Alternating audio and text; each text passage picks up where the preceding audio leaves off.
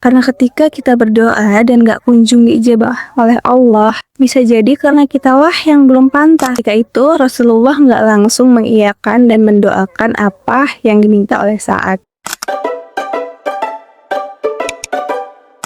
Hai, Assalamualaikum warahmatullahi wabarakatuh.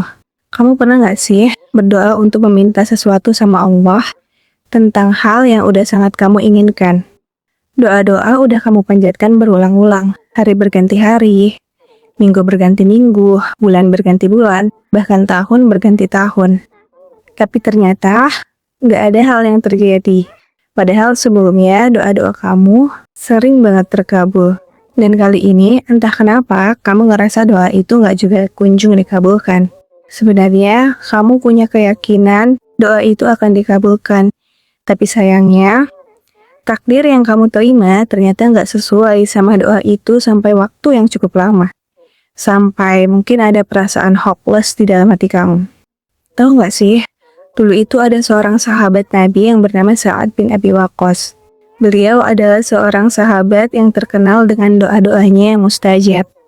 Saking mustajabnya doa beliau, para pejabat di saat itu sampai takut ketika Sa'ad udah mulai mengangkat tangannya untuk berdoa. Sehingga mereka nggak ada yang berani berlaku zalim ketika berada di depan Sa'ad.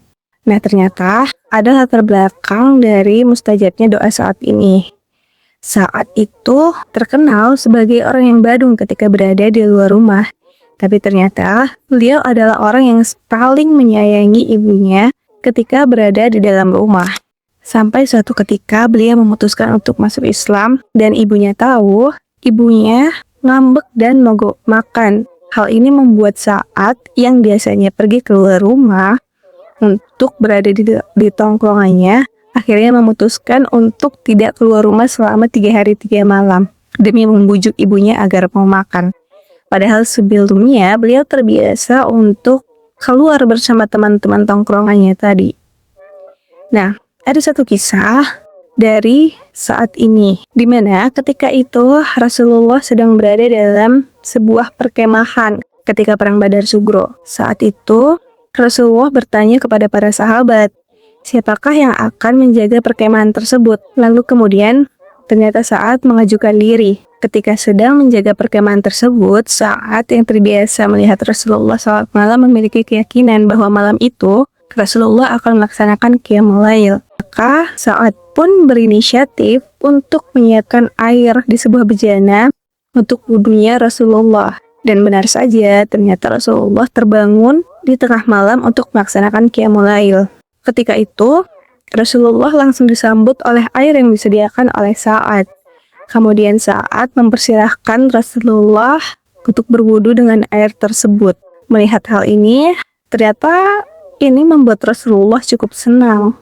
Dikarenakan hal itu, Rasulullah kemudian menawarkan satu permintaan kepada Sa'ad untuk didoakan oleh Rasulullah. Dan tanpa disangka, karena kecerdikan dari Sa'ad ini, Sa'ad menjawab, "Ya Rasulullah, doakanlah agar semua doa saya mustajab." Ketika itu, Rasulullah nggak langsung mengiyakan dan mendoakan apa yang diminta oleh Sa'ad. Kalian mau tahu apa yang disampaikan oleh Rasulullah? Rasulullah kemudian menjawab, "Wahai Sa'ad, bantu aku dengan menjaga makananmu, karena penghalang dari doa-doa dikabulkan adalah makanan yang haram yang ada di dalam tubuhmu."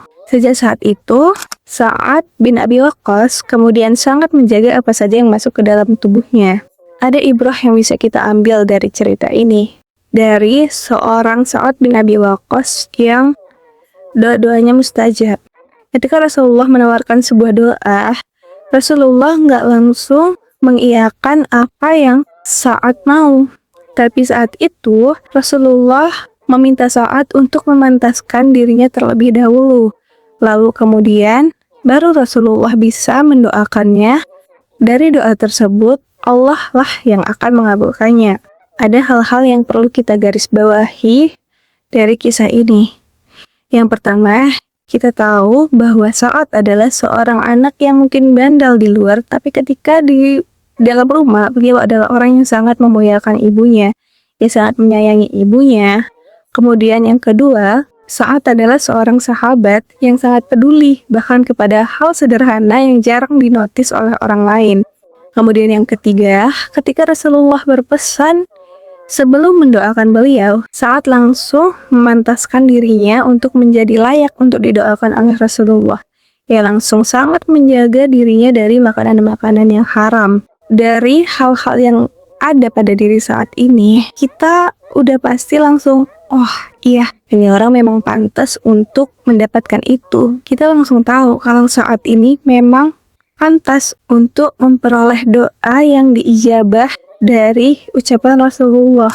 Nah, hasil dari doa-doanya yang mustajab ini adalah karena perilaku dan usaha yang dilakukan oleh Sa'ad. Gak serta-merta langsung dari apa yang didoakan oleh Rasulullah, tapi tentu ada usaha memperbaiki diri yang dilakukan oleh Sa'ad. Dari sinilah Allah kemudian mengijabah doa-doa yang diucapkan oleh Sa'ad. Dari sini kita bisa tahu kalau ketika kita berdoa, kita nggak lantas hanya berpegang teguh pada doa tersebut aja. Karena ketika kita berdoa dan nggak kunjung diijabah oleh Allah, bisa jadi karena kitalah yang belum pantas, kitalah yang belum siap untuk menerima takdir yang kita doakan tadi. Allah itu akan memberikan takdir terbaiknya hanya ketika kita siap menerimanya. Maka dari itu, jika saat ini kamu sedang berdoa dan ternyata doa itu tak kunjung juga diijabah, coba kembali perhatikan apa yang kurang di diri kita.